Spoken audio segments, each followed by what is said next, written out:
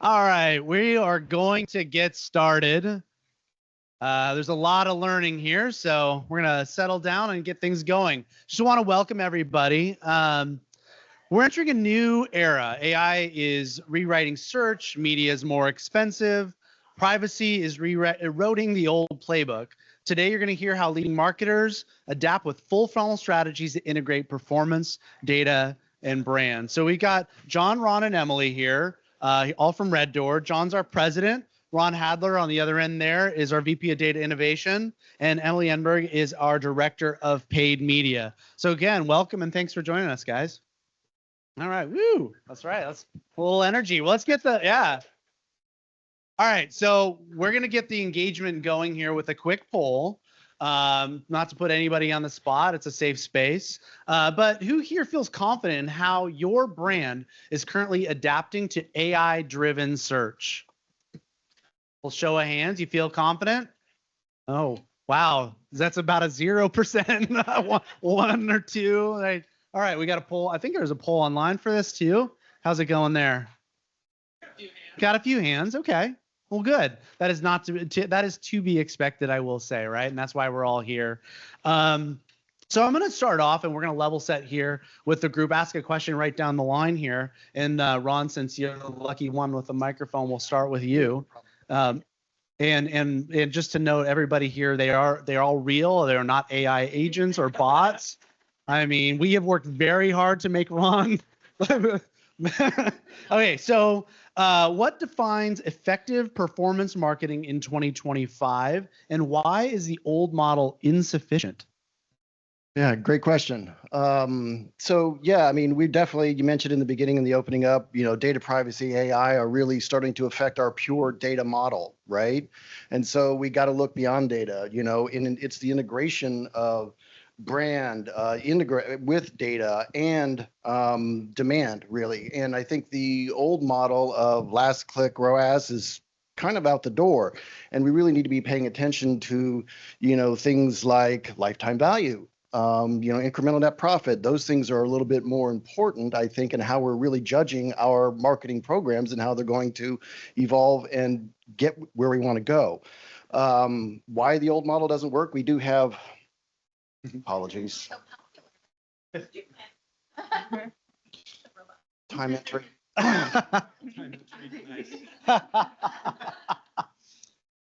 That's how I don't miss.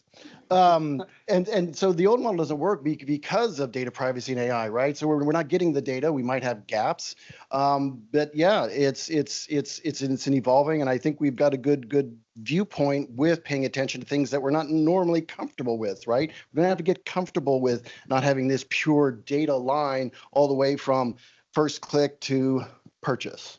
Right. Emily.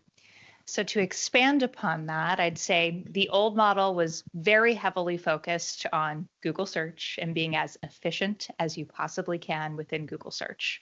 Now that consumers are not solely turning to Google search to get their answers, it's important in this new era to diversify that media mix, to rely less heavily on efficiency to showcase success. Because the data that we have, to Ron's point, is no longer as accurate as it once was. Our ability to target users at the identity first level has waned. So we need to get much more creative with our media mix, look to different methodologies for measurement to understand the impact of what we're doing, and then cater to users' new behaviors online. They are not solely turning to Google search for answers, so we need to meet them where they are, wherever that may be. Yep, these folks are too smart, so they took basically all the good answers. But that's why we put you at the end, John. Really kind of set the new bar. Why does it need to evolve? I think part of that is COVID really accelerated digital transformation. So there was a lot of people still sitting, a lot of companies still sitting on the sidelines, and realized very quickly that they needed a digital presence and a strategy around performance marketing. And so tons of competitors entered the marketplace. And so as a result, we're just seeing more competition, rising cost per acquisition, and that requires kind of a different approach to now catch up to where we were back in 2019. I started doing search in like 2003. It was really easy. There wasn't a lot of competition, and now it's gotten just a lot more difficult, and at the same time gotten more complex. There's so much more that goes into it. Yeah, it's interesting how that's evolved with obviously AI search and all the different platforms now. It kind of feels like we're back in 2003, but way more complicated. John, we're going to stay with you. You kind of brought this up a little bit with even the COVID component of it, but where we are today is how has economic uncertainty reshaped performance priorities? Yeah, so economic uncertainty. I think it was Gartner said that as a percentage of revenue, marketing spend is now down to 7%. It kind of peaked around 12, something like that, usually average around 10. So when you hear do more with less, you probably shouldn't be surprised because there's actually less marketing budget to go around. And so that just means that we have to be smarter, more efficient, and more effective. And one of the ways to do that is to align with the customer journey, be more integrated, so that the customer has a better experience and therefore makes it easier for them to buy from you.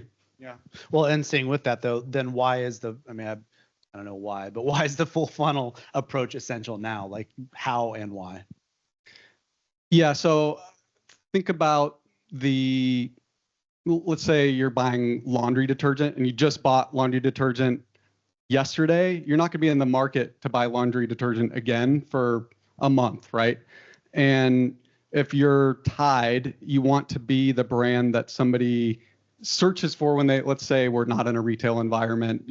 I'm getting my detergent from Amazon now. So let's say I go to Amazon, instead of entering the category by searching for laundry detergent, I'm searching for Tide.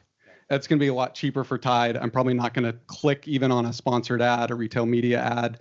I'm just going to go straight, to the source and buy it from them if they have a particularly good offer. So I think about that 95/5 rule a lot and how that, really drives the need for brand building. Yeah. And just getting ahead of it. 95/5 rule a bit more. Yeah. So at any given time, roughly, let's say 5 to 10% of people are actually in market to buy what you have or what any of your competitors in the category have. So people aren't constantly sitting around thinking about your brand and thinking about how they should purchase from you every day. Even as marketers, we feel like they should be. That's just not the case. So you have to be ahead of reaching those other 95% of people that aren't in market. And because they're not in market, they're not going to take action today. And so you need to use different techniques to stick in their memory, right? And so this is more classic brand building. You want to have emotional messages, and that's what is really going to resonate and stick and create that mental availability, create that brand salience, so that, again, when people enter the category, they're already thinking of you. They're not just starting their journey with a generic search or, browsing TikTok or Instagram or whatever. So Emily, this one go to Emily there. John brought up a couple of things, obviously, with kind of alluded to, I think, rising costs of media, lower budgets, doing more with less. How should marketers evolve full funnel planning with these rising costs and then obviously among AI-driven search? Fantastic question. I didn't write it, but. Yes, costs are rising, particularly in environments like Google search. I saw a stat recently that stated that last year, 60% of Google searches resulted in 0 clicks. So the search game that we were playing previously is now no longer nearly as viable. And then alongside that, there are fewer searches happening because people are turning to other platforms to conduct those. TikTok is now being used for search. YouTube was already the #2 search engine behind Google, unsurprisingly. So it's very important for advertisers to diversify that media mix and to incorporate other channels where their audience can be found. When it comes to understanding the impact of that, it's important for us to evolve how we are measuring the success of that. Like Ron touched on, we can no longer rely on last touch attribution. So to understand the impact of your diversified media mix, a leading methodology is to turn to media mix modeling that is less it doesn't hinge on identity as much as causal effects of your media. So you don't have to worry about this cookieless environment in the future. So all of those are factors that'll be really critical in evolving a full funnel strategy. You can't use the same measurement methodologies. You can't rely on the same old media mix that you once did. And a last component of that is creative is more essential than ever. Solid creative. You can't simply run the same ad across all platforms. It's going to be really critical to adapt your creative to each channel's environment, the audience that you're trying to reach there, to ensure that you're maximizing your impact. Oh, love the sound of that. Creative is essential, as is data. I think we teed up Ron here as well around that. So Ron, how can marketers break down the data silos to better use the cross data insights? Cross-channel insights. Breaking down silos. Yeah. We've always had silos in data. This is not something new. In my time in marketing technology, I found that most people think maybe price is the most important thing when purchasing a platform or going after something, or that all those features and functionalities that maybe you may or may not use. But actually, the number one feature when it comes to picking a platform is integration. And so that absolves and solves that, silo problem, or at least making sure you have an API. I mean, hey, we can always vibe code something and get at that data, right? So definitely, data is and siloed is really kind of what I think of as a human construct. We are putting those things in there. We're choosing those platforms. We're choosing something over integration. So we're causing our own problems for silos. And so, I mean, data wants to be free. Really. It's, I'm kind of here to say, don't put data in the corner. So the ability to kind of get out that data is, first thing, don't try and boil the ocean. There are folks who have been doing data lake projects for 5 years, right? Pick two things, your media, your data, and your analytics data, and get them together, mash them up so they're not siloed, and you can do incredible things with just those two categories. Maybe just pick a single KPI and work across channels in order to kind of get that data not siloed, get it working together, and getting all of the teams working together and focused. Things like naming conventions help and stuff like that too. But yeah, lots of things to do. Start small, don't boil the ocean. Yeah. Well, I mean, integration as kind of a superpower, I would say, and in that case, maybe a strategic advantage, which to go long and send it on to John here. What strategic advantages does integration offer in today's climate? Yeah, I mean, greater efficiency and effectiveness, right? So like I said earlier, if you're aligning with that customer journey and you're making that journey seamless for them, then you're likely to have better outcomes and it's all going to come easier. And just to play a little contrarian versus what Ron was saying on the data side, integration, yes. So not completely contrarian, but to stand on the shoulders of that integration, but also marketer friendliness, right? Like if the marketers can't go in there and make changes, the marketers don't know how to use the tool, you're reliant on IT or data scientists to do a lot of that work for you, then you're not going to make the progress that you need to make. Yeah, that's interesting. So it's not just the technical integration, but the visibility. Yeah, and the configuration, because we've seen so many times great technology that people hate, that our clients hate, and it's not the technology, it's that it's not configured for the marketers to be able to use it and to enable them to get their jobs done. Right on. All right, so we got another question for everybody. This is a multiple choice. I realize it's a little late in the summer for multiple choice questions now, but as we're all going back to school, if you had to pick one, where is your organization underinvested? And we'll do a show of hands just as I go through. You can see in the room behind John's head here. We got brand building, B, cross-channel measurement, C, predictive AI, or D, testing at scale. I suppose there could be an E of all of the above. I think that's getting into head nods on possibly an E there. I don't know what we got I don't know. I can't see anyway, okay. So that's in the room. So we're going to move on to the next part of this is around the next section here about navigating AI, search, and attention. So John, we'll stay with you on that. How can marketers stay visible in AI-first search experiences like Google AI overviews? Yeah, Google AI overviews, AI mode now, where you can just switch Google over basically to an LLM chatbot.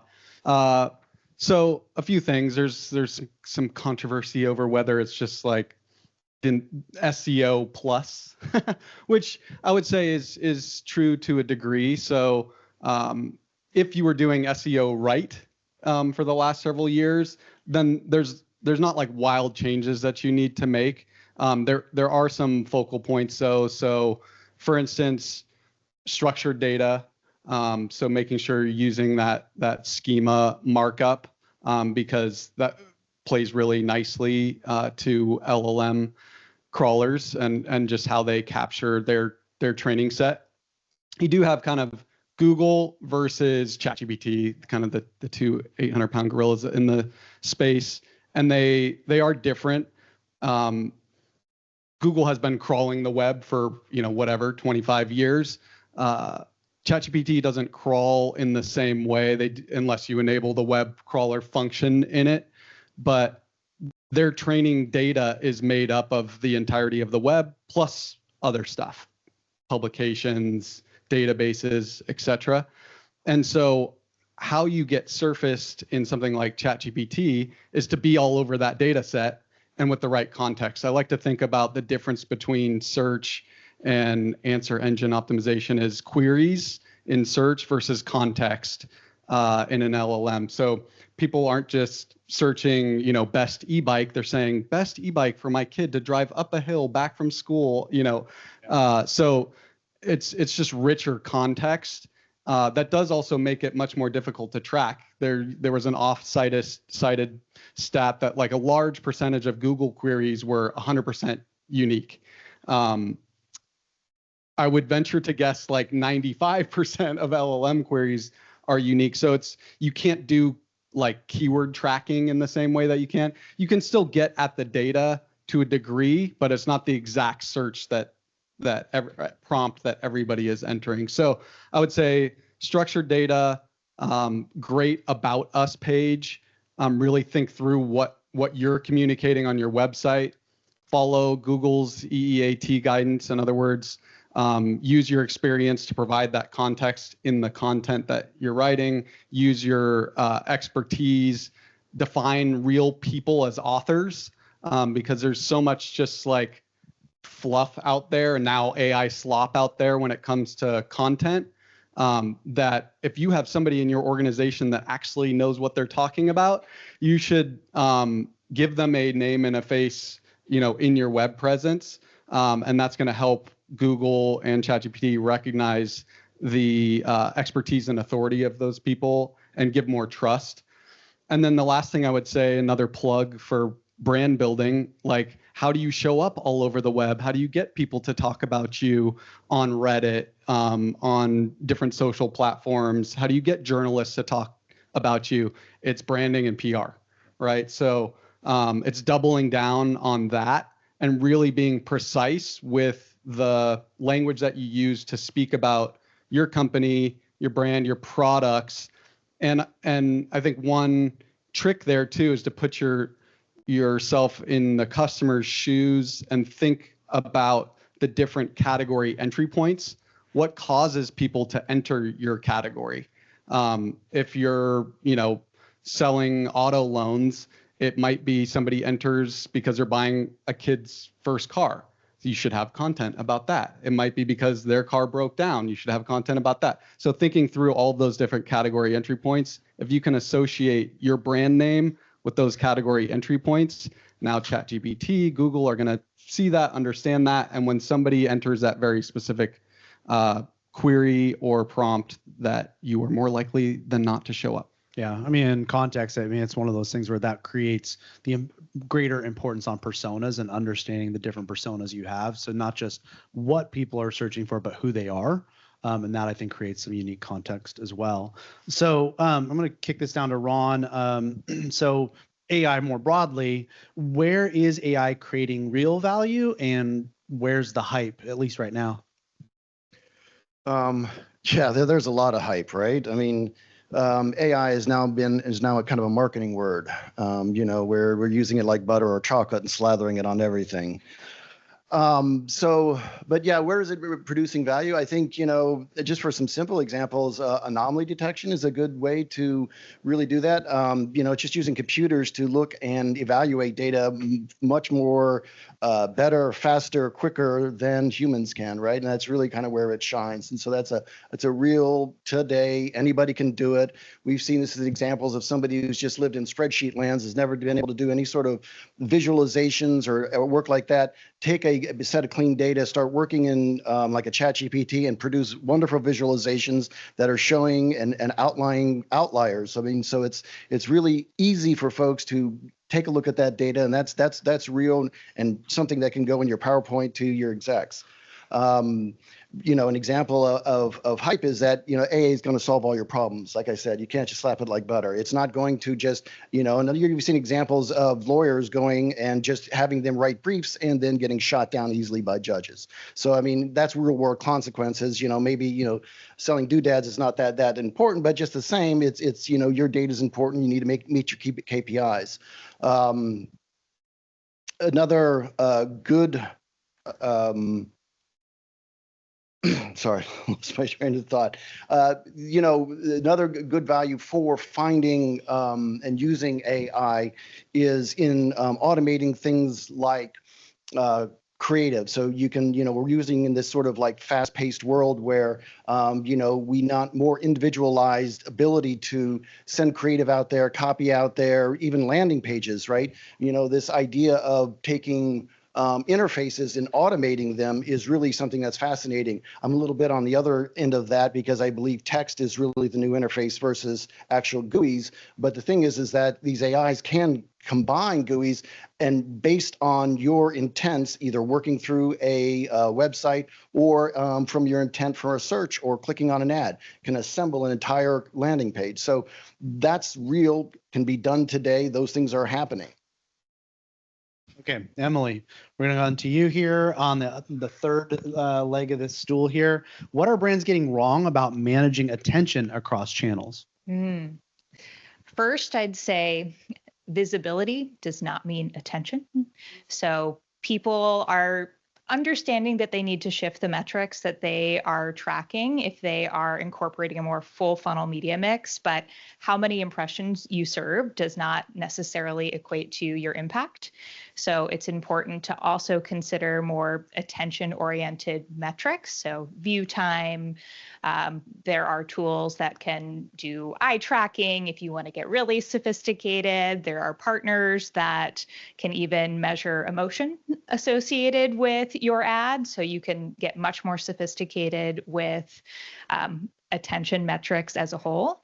And then I would also harp on the importance of creative. Once again, it's really, really critical to have creative that is going to drive that brand recall in the long run. So how do you do that? You definitely want to consider the emotions that your creative is evoking. What are you trying to have a viewer, a consumer walk away feeling so that they will turn back to your brand and remember you in the long run when they do become part of that 5% that John touched on at the top.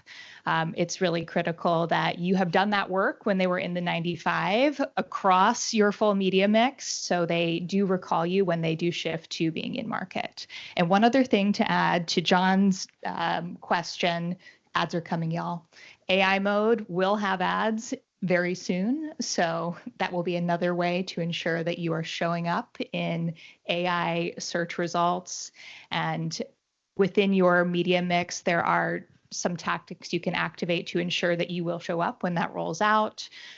Performance Max in Google, AI Max is the newest search campaign feature that incorporates keyword matching to essentially, without keywords, ensure that those unique queries that are going into AI mode can be identified as relevant to your business. So one other thing to plug there. Keeping us on our toes, I guess. It's going to stay with Emily. Oh, yeah, more to say. Yeah, cheap mode for AI search, just buy an ad. I was going to piggyback off what Ron said about use cases for AI.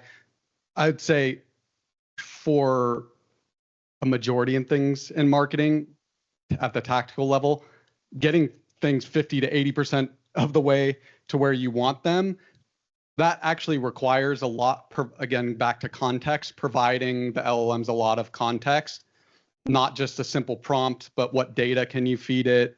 What documents can you feed it? Of course, follow the policies of your company when you're doing that, as well as make sure that you've got a privacy-centric setting enabled, depending on your LLM of choice. But in ChatGPT, if you have a Teams or enterprise version, then all of that data is self-contained. If you're using your individual account, you need to go into your settings and flip the switch off that says, would you like to improve ChatGPT for everybody? No, I wouldn't. I would like to keep my data, So, but getting things 50 to 80% of the way there, and don't rely on it to get you 100% of the way there, because the creative is not going to be 100% of the way it needs to be, particularly with that emotional creative. I probably wouldn't even use it for that unless you're Coke or somebody with a lot of budget to do it right. But at the performance marketing level, using it for iterating on creative assets, like Ron had said, you can get pretty far with it there. Yeah. Okay. We're going to go to Emily with this, which is, you talked about measurement. Like, how should measurement evolve now in the post-cookie world? Last click attribution needs to die. Once and for all, yeah. Still hanging on, but it is no longer anywhere near as reliable as it once was, and it has always been misleading. You are not taking the entire consumer journey into consideration. It's resulted in brands shifting more and more budget to bottom of the funnel tactics, neglecting top and mid funnel to their detriment. Initially, they see really strong performance results, then it starts to wane and they say, well, what's happening? And then they shift more budget to that because they're seeing the strongest ROI via last click attribution, and performance does not improve. So we need to get out of that cycle and shift to other measurement models that do not rely as much on cookies, third-party data. MMM is definitely a huge trend that we are seeing more and more brands adopt. Standing that up is not easy by any means. It definitely requires a really smart team to help you gather, scrub, prepare the data for MMM. However, there are now open source models that make it much more accessible. Google's Meridian is definitely a fantastic tool that more and more folks are using. And then testing. Testing is also a really fantastic way to understand the impact of small tweaks that can certainly help enhance and optimize your media mix beyond just ROI. Yeah. Okay. So Ron, how can teams make strategic decisions despite data gaps? Yep. So the gaps, sort of like silos, right? Everything's got siloed. We've always kind of dealt with gaps in our data. Something gets up, it breaks the data, and then we don't have that, really for us. So I am so sorry. I gotta throw this thing out. Oh my God. Is that on silent? So gaps in data. So the reason and how you kind of get that is, one, we do have to be comfortable with a little bit of gaps in data, right? With the advent of, not getting, click-throughs all the way to our websites, with the advent of data privacy taking away the ability to track, so this is where AI does shine, right? It can, hopefully not hallucinate, fill in those gaps for us, right? Because it is very good at that. If you ask it to make up stuff, it's going to fill in those gaps, right? So if you give it the right parameters, though, it will use the data to educatedly guess what that data should be. So it will fill in the gaps for you. So using AI to do that, Emily mentioned mixed media modeling is another AI-based way to really use what data you have to do that. And we have to get away from this understanding that perfect data, right? Don't treat data like that. It doesn't need to be perfect. It just needs to be clean, right? There's a difference between dirty data and clean data. You want, clean under the fingernails data. It doesn't need to be perfect. Let's not just, do that.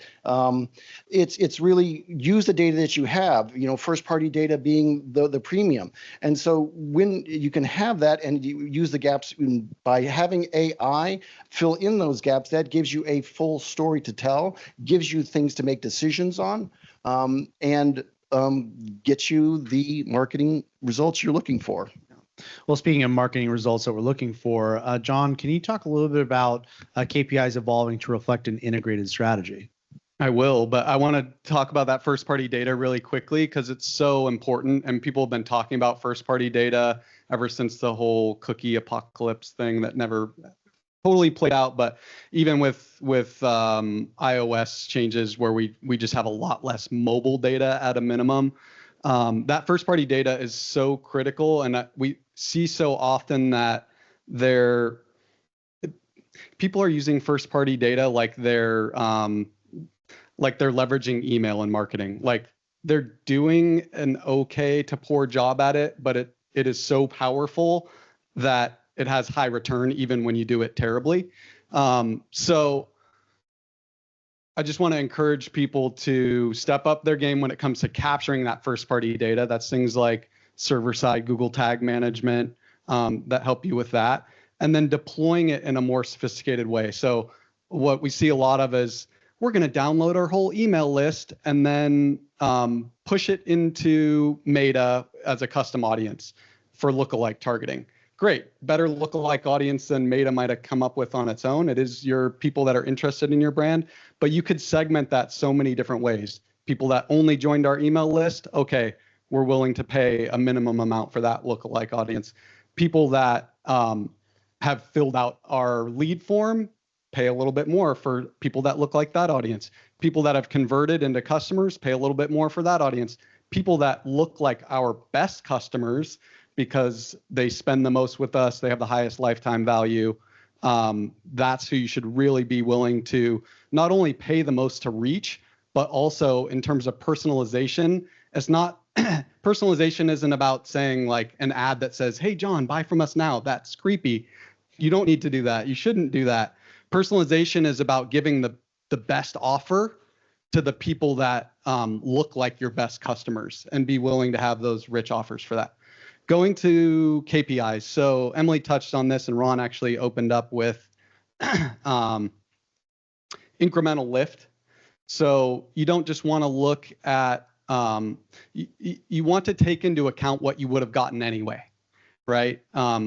Without advertising, without marketing, because there is a baseline for that if you have a brand of that's substantial at all. You can test incremental lift with geo-based studies. So you could run in San Diego and not run in Austin and see what additional incremental lift you get in San Diego by doing that. So that's one easy way. We talked about the death of, or the hopeful death of last click attribution. So multi-touch, MMM, like Emily was saying, brand metrics. So another thing that we've seen is, hey, we're judging everything, by cost per acquisition, and cost per acquisition is last click metric. Of course, then you're going to spend a bunch more money on search on the bottom of the funnel. So you need to balance that out by having different measurements. If you don't have MMM in place, short of that, different measurements for different stages of the funnel. So at the top of the funnel, you want to be looking at, what is our, through surveys, what is our brand awareness? What is our brand preference? How many consumers could repeat our message back to us? So there's some brand survey metrics that you should be tracking on an ongoing basis. And then one sort of cheat for how well your brand is doing relative to competitors is in data that you already have. If you're running paid search, is share of search. So how many times is your brand being searched on Google relative to the other brands in your category? So if you add up all of the queries within your category and you use your brand searches as the numerator, now you have a share of search. And that not only tells you how effective is our brand building, but it also gives you an indication probably of how well you're going to fare in those AI search results. And and aside from AI, Google has already been giving favorability to brands. So that's not even necessarily something new. Yeah. Oh, okay. So we got another poll for the group here. Who here, based on a little bit of what John was talking about, who here has updated their KPIs within the past year to better reflect the full funnel? Anybody done that? I got a couple. All right. Familiar faces here. All right. Well, good. We got a few folks here. So we're going to go into some of that modern measurement and optimization. So this one's to Ron here. What's one quick win marketers often overlook? Yeah, I would say automation. Automation is a really good quick win. I think we spend, so much time thinking, how do I get AI into, because it's the bright shiny, right? But automation is really something that makes our lives better almost immediately. A very smart friend of mine once said, we are what we don't automate. Do you have that task, that process that you absolutely hate? Automate it. Really being able to, have those things and have more time in our days, more time to do deep thinking and insights, which AI doesn't replace, it basically augments, is really how you can get a quick win. And there are a ton of platforms and things that you were not able to automate before. Well, that's where AI can come in and help you make those things come true. Automation, I think, is a good quick win. So Emily, what's your favorite scalable testing strategy? We talked about scalable testing earlier. Yeah, so there are so many different approaches one can take to testing. And honestly, if you are testing, that makes me happy. But some methodologies are certainly smarter than others. You'll see things like just siloing a testing budget. That's great. That's a first foray into it, and a great place to start. But one of Red Door's preferred methodologies is through pilot testing, specifically market-based pilot testing. That allows us to gauge incrementality of different strategies. It allows us, if the test is unsuccessful, to fail quickly without impacting your program at large. And then it also allows us to gather really critical learnings to then scale should that test ultimately be successful. So market-based pilot testing is absolutely one of our strongest recommendations when it comes to a testing strategy. Cool. As we go into the last few minutes before we get into open Q&A here, so we're going to do a lightning round. John, we can start with you. What's a mindset shift that CMOs should adopt today? Yeah, it's just that integration piece. Like,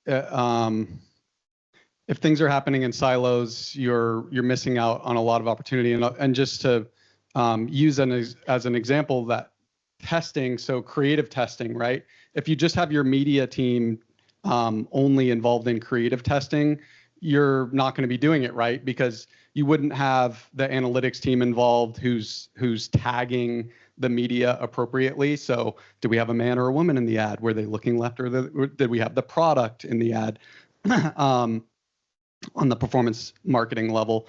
So, and then you're not going to get the best creative, which we know creative plays like an outsized role. But what targeting can do beyond what bid management can do, creative moves the needle the most. So it's applying that integration to everything that you do. Whether it's the data side, or it's the technology side, or it's the creative side, it's integration is critical. I'd say integration is absolutely critical, but I would expand upon that through a media perspective. Oftentimes we see segmented media teams, one team focused more on brand and one focused on performance. And if those two are working independently, it is disastrous. So it's really critical to consolidate, integrate those two teams. And beyond that, beyond paid, PR, for example, if all of that messaging is not synchronous, you're missing opportunity there. And one of the biggest challenges to that type of integration is just CMOs thinking in silos in that way. So educating them on the benefits and explaining the value of that integrated team and how you will measure the impact across the funnel of all of those efforts in an integrated way can really help make that case. What was that question again? It is the lightning round of what mindset shift should CMOs adopt today? Yeah. Not very lightning, huh? Bring the thunder. You know,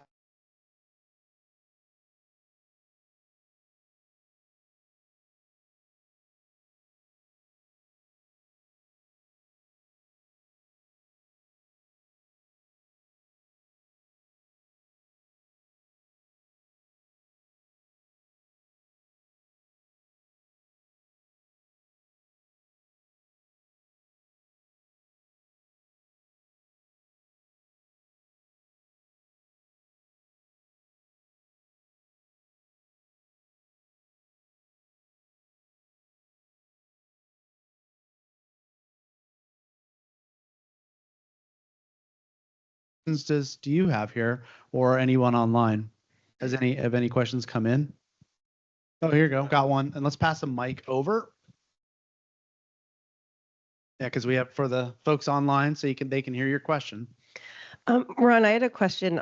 Maybe hoping you could expand on the automation, like quick wins. Like, what would be examples of things brands can automate that are maybe not thinking about? Wonderful. I was thinking I probably should have provided an example of that. So thank you for prompting me.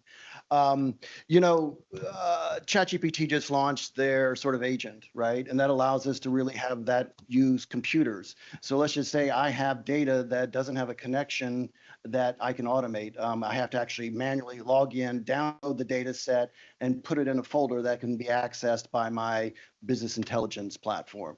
So I can now take ChatGPT, give it the task to log into my platform, download that data, and then save it locally, and it'll do that automatically for me. So that's just one example of automation that almost anybody can do that has a plus or premium account for ChatGPT. It's called computer use. A lot of the AIs have that ability. There's a platform called N8N. .io is the platform, and that it's a wonderful automation tool. You can have a paid version, has a local version, but it has the ability to bring in AI and steps of things. So not just doing one single thing, but a sequence of steps to automate stuff. So we're getting these platforms that are at our fingertips, available for marketers to actually do a lot of interesting automation with not a lot of technical know-how. Other questions? Here we go. So I come from the financial field, and in the last 2 years, like the topic of conversations, revenue to EBITDA. Curious, like where in that pendulum swing you guys feel the conversations are at today, and if it's maybe shifting back to revenue as the funding landscape starts to open up again. Yeah, part of that economic shift that that first question Reed asked me is really relevant to that, right? So CMOs have been looking for growth at all costs previously, and now it is shifting more towards that profitable growth. So in times of uncertainty, when budgets are smaller, they have to make it go further. They're under a lot of pressure to deliver those results, and then the results ultimately are profit, their margin. So they're looking for that profitable growth, that incremental profitability, not just let's win more revenue overall. You mentioned that, and you mentioned ROAS versus lifetime value. Do you think that's a permanent shift or a temporary shift? It should be a permanent shift, because if you're judging your marketing efforts just off of ROAS, then you're not driving the most profit that you could, right? If you judge it based off of lifetime value, it's going to unlock intelligence or insights that lets you know really what's driving our best customers, not just what's driving the next transaction. And that's really where we want to head with it. Great question. Hi. My name is Charlie. I work at a small business called DSS Games. We've got about 20 people. We just spent a day talking about AI in my company. We have a lot of young people. What blew my mind was how much resistance there was to using it, adoption, worries about environmental impact, about losing brand voice and tone, about it being an easy button that gives you very vanilla results. I imagine in your jobs, you sit across from brands all the time. You wish they were doing things differently, thought about things differently. Have you encountered the same thing, and have you endeavored to break it down at all? Is that, by the way, this totally surprised me. I would think the youngest people would be like, you don't know what you're doing, old guy. Let me show you. And there, some do. I have one here, but others were like, oh, I never thought about that. And yeah, I think Ron could take the bulk of this question, but yeah, on the environmental concerns, like that is absolutely a concern, and it's getting swept under the rug, and it's getting further swept under the rug through, you know, where the current administration is headed with it. Like they've just basically didn't even mention that in their whole kind of white paper around where they want to head with AI. In terms of the brand tone, ironically, it can actually help you stay more on brand, right? So brand's all about consistency. And if you have silos and different writers in different places, all with a little bit, you know, different voice and tone, that's actually degrading the voice and tone of the brand. Where you can drive, if you provide a lot of context and a lot of examples to AI, it can actually do a great job of staying on brand. Now, I said earlier, like getting you to 80%. A human still needs to look at that and really put the brand lens on top of it. So that's one thing. Ron, maybe you can speak more to the resistance and how you overcome that. Sure. I probably got a different take on the whole environmental issue a little bit. And that only because I've had some friends come up to me and they're oh my God, it's using all the water. And while, yes, we do use water to cool down these data centers, so does your free Gmail. You know, so does your free Facebook, right? So give up one. You know, how much pleasure is, you know, or marketing value is personal Facebook getting you versus, you know, your business that you're doing with marketing. So I guess I do consider myself an environmentalist. It's not like I'm unconcerned, but this is happening, and they're going to figure those things out. It is an inedible sort of thing where we are building more data centers now than almost any other sort of construction. It's kind of crazy. But one thing that worked for us was framing up what the impact really is, because people don't know, and they think that they're burning down the Amazon if they do a couple text-based queries. And for us, a 20-person company, 20 queries a day all year long, we need to change 10 light bulbs to LEDs. We need to plant 6 trees. We need one person to go meatless Monday, and we're offsetting that level of usage, which is like surprising, I think, to a lot of people. So I agree. I'm an environmentalist, but I'm also, we need to use the tools that are available to be competitive. And to the resistance, I think, you know, some of the mistakes people make with generative AI is what they want success at one-shot prompting. And what I mean by that is they ask one question and everything's perfectly outputted. It's not. It's a conversation. And as soon as you realize it's a conversation, it's your buddy, you're going to have and get the right outputs. The more you put into it, you're going to get success. And so that's I think they're just worried about not getting success. It's like there's nothing embarrassing. You're talking to an AI. They're there to help you. And as long as you understand they're the PhD in your pocket, you're going to go further. You know, somebody who's using AI will take out your job of somebody who's not using AI. And that's a little bit of a threat, you know, and I don't want to necessarily threaten folks like that, but that is a hard, cold truth. And those folks who are embracing are going to get, you know, further along, and those not left in the digital dust. One last thing, just custom instructions are very, very important to get the right answers. So making sure you fill in your custom instructions within your AI tools will get them where they want to go. Yeah, I want to follow up on Charlie's question because actually swim a little bit further upstream, and I think there's kind of a Bermuda Triangle here for brand creators or uniquely creative people, and that is sort of this war between authenticity, right, and I don't know, creativity, and then AI, LLM, whatever the target is. But how do we persuade brand creators that the ChatGPT is not the author of now inauthentic brands? People don't want to make that transition, Ron. You know the eccentric community. We don't want to jump in there and be like everybody else. So how do we keep our brand unique?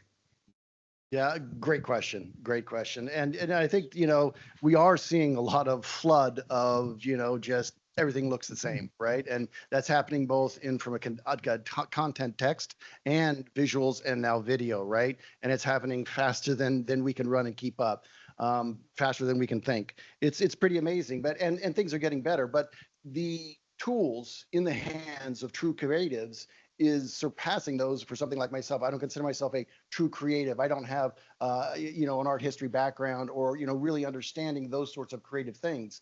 What they can produce with these tools, I think, is authentic, that somebody else cannot necessarily produce. I think that creative does shine through. I think, that, people are putting together movies on smaller budgets. We just saw the advent of the first AI commercial in the NBA playoffs this year. So we are seeing things that are being accepted. And, we're probably going to get, because right now I think AI is a little too perfect when it comes to producing humans. Once we, get together and it gets us all in all of our flaws and everything together, we're going to really see AI as, representing humans. So I think we're moving there. Yeah, and I want to separate concepting from production, right? Like a human creative is going to be able to empathize with other humans better than a machine for now, at least, right? So starting with that human creative person to develop to understand the consumer, to empathize with the consumer, and to come up with creative concepts that are going to resonate with that consumer is a great place to start, and then let AI run with it, get it 80-90%, and then take it the last mile with a human again. So that's how I think you can get the best of both worlds. And like Ron was saying, it's it's actually unlocking creativity, because I can't draw for shit, but I could have a great idea and I can have ChatGPT bring it to life. Now that's one more person out there in the universe that is expressing their creativity to the world, which is really cool. And you mentioned on this, John, in the sense of, production versus, kind of concepting. And that's really about speed. And that speaks to your question, too. This is a lot about speed, right? Speed kills. And it's the ability to kind of crank through this work very, very quickly that moves us forward. It gets us to authenticity quicker. It gets our output faster. So I think that's one thing we didn't mention in a lot of this is just speed. A lot of this in AI is about speed. Mm-hmm. It's why you've got, junior members punching above their weight. And that's an advantage. No more junior members anymore. Shouldn't be. PhD in your pocket. My question is around LLMs and third-party review sites such as G2, Capterra, Quora, Reddit, as you mentioned earlier. Would you, in this current state, upgrade to a paid subscription for any of these third-party review sites to help get your brand cited on LLMs?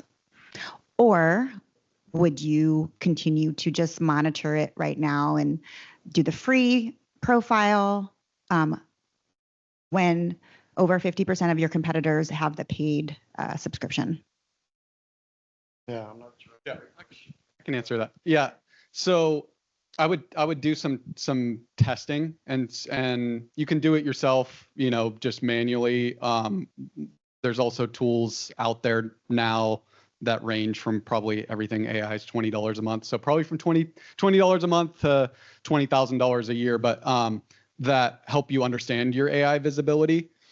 And so I would do some of that monitoring to understand how frequently are results pulling in from those different platforms. We know for a fact that ChatGPT has a deal and a direct pipeline to Reddit's data. So Reddit's important. At the same time, as a brand, you have to tread very lightly in Reddit. It's not a super brand friendly space. Not impossible, but you just have to do it the right way. But yeah, if you see something like G2, or if you're a local business, you see Yelp getting pulled in, that sort, it definitely could help if ultimately it's driving more positive reviews and more context for the LLMs. Then that certainly could be could be helpful. Cool. There was a question up in the chat, just got covered up, but it was basically, what's the first step that people should take to start integrating their teams? Yeah, so first step, I think, is to get alignment around a plan that everybody had shared responsibility in creating, and that it's a full funnel plan, right? So if everybody's singing from the same hymnal, then they're going to be more aligned moving forward. So I would say that's and part of that plan needs to be the key performance indicators, because what you measure is what you're going to get. And so if you get everybody aligned around around the plan and the KPIs, then you're going to be set off in a much better direction. I don't know if anybody else has something to add, but yeah, measurement. There's another question up in the chat. It says, in a professional climate where AI is replacing many entry-level roles, how can junior employees utilize AI to become more valuable to their organizations? I think alluded to that a little bit, Ron, already. Yeah, I mean, I think that's, the whole concept of generative AI is no more blank pages. I'm not stuck, right? Because it's you just talk it out, right? So that's where you're at. And if you put the right custom instructions, and like if I'm a coordinator, don't put I'm a coordinator in your custom instructions. Put I'm a expert in whatever sort of role that you happen to be. Make sure that they are starting at the top. You're not starting at the bottom. That's how you punch above weight. So that's where you can really start to make some understanding. And don't just, and I've seen this a little bit too much in junior employees, get reliant. It's sort of like doom scrolling on social. They're getting too reliant on their Gen AI and just not reading through it and understanding it. Because if you don't understand it, then you can't support it, you can't sell it. Yeah. Yeah, there's now a really good tool for that in ChatGPT. They have a study guide that's new as of like a week or two ago. So you can actually use it to teach yourself. And Notebook LM Google product has something really similar where you could upload 3 white papers and then have it summarize it for you in a AI-driven podcast with fake hosts. But you also can get like a mind map out of that. You can get a study guide out of that. You can get a briefing out of it, and then you can start asking it questions and really teach yourself that way. Yeah, it's really changing the landscape of education. Okay, so we're at time. I know there's some other questions. So first, I want to thank you, thank the panelists, and then and then want to thank all of you for joining us, for your thoughtful questions, for those of you online asking questions and participating as well. It's not just about faster results, it's about smarter systems, and hopefully we've been able to give you some of that to help sustainable growth. If you want to explore any of this further, we've got some helpful resources here. There's some QR codes to help download. We got some information on our AI visibility report, integrated marketing snapshot, brand building playbook, and the performance marketing playbook. So again, some QR codes for you to download those. So we'll keep the conversations going for those of you in the room, in the other room, I guess, so to speak. And for those of you online, again, thank you for joining us. And with that, it's a wrap. Hope to see you at the next one.